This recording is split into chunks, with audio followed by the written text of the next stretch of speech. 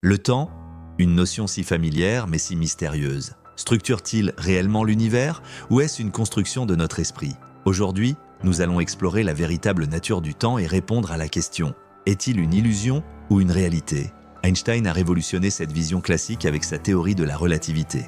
Il a démontré que le temps était malléable, influencé par la vitesse et la gravité. La dilatation temporelle est décrite par cette formule accessible.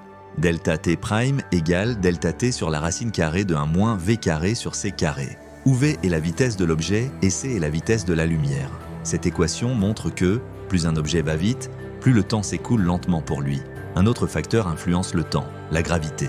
Près d'un objet massif, le temps ralentit. Cela s'explique par la courbure de l'espace-temps décrite par Einstein dans sa relativité générale. À l'échelle quantique, le temps devient encore plus énigmatique. Les particules ne suivent pas les mêmes règles. Leur comportement est décrit par l'équation de Schrödinger suivante. Cette équation montre comment l'état d'une particule évolue dans le temps. Mais à cette échelle, le temps semble moins fondamental et plus émergent.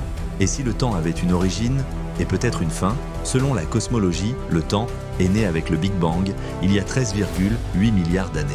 Mais certaines théories avancent qu'il pourrait disparaître si l'expansion de l'univers s'inverse.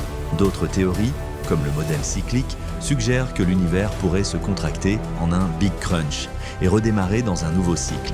Enfin, notre perception du temps est influencée par notre cerveau. Sous stress, une minute peut sembler durer une éternité, alors qu'un moment agréable passe en un instant.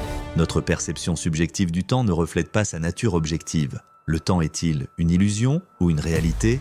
Peut-être un peu des deux. Ce que nous savons, c'est qu'il reste l'un des plus grands mystères de la science. Et vous, comment percevez-vous le temps?